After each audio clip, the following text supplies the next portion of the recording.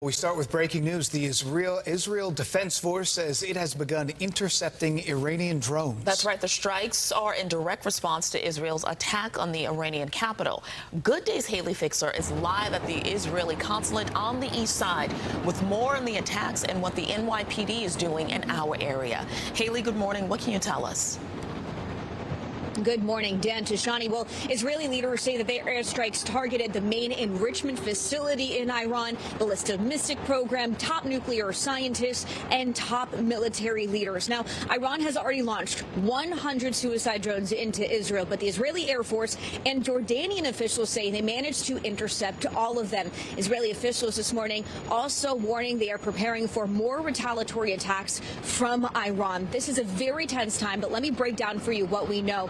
We know that early this morning, Israeli forces, they launched those airstrikes in Tehran. Officials say about 200 fighter jets were part of the operation, hitting about 100 targets, all relating to its nuclear program.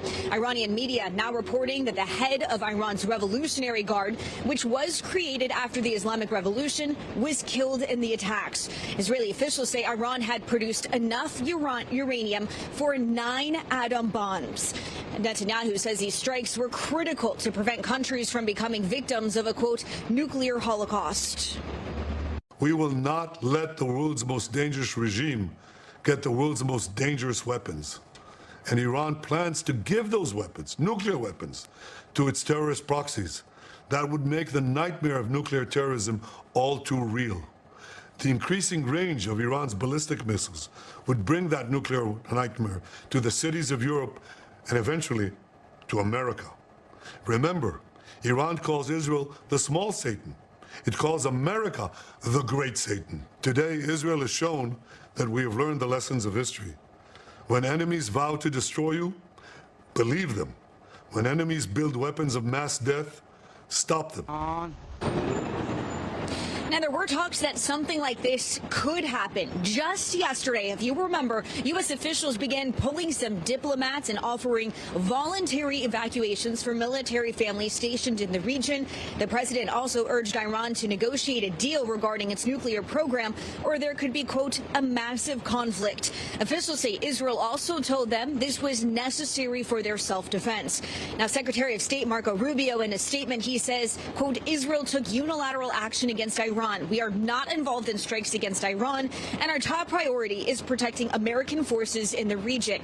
However, Israeli officials, they say they presented the U.S. with evidence of Iran's efforts to make a nuclear bomb, and this was done in coordination with the Americans. Take a listen. I want to thank President Trump for his leadership in confronting Iran's nuclear weapons program. He has made clear time and again that Iran cannot have a nuclear enrichment program. Today, it is clear that Iran is just buying for time. It refuses to agree to this basic requirement of peaceful nations. That is why we have no choice but to act, and act now. All right, we know that President Trump, he is set to meet with the National Security Council later this morning. Now, back here at home, the NYPD says because of the escalations in the Middle East, they will be deploying additional resources to Jewish and Israeli sites all across the city in an abundance of caution. They also say they are monitoring for any potential impact here. And, of course, we'll keep you posted with the very latest. Live on the east side, Dan, Tashani, back to you. Hayley Fixler with the latest. Thank you.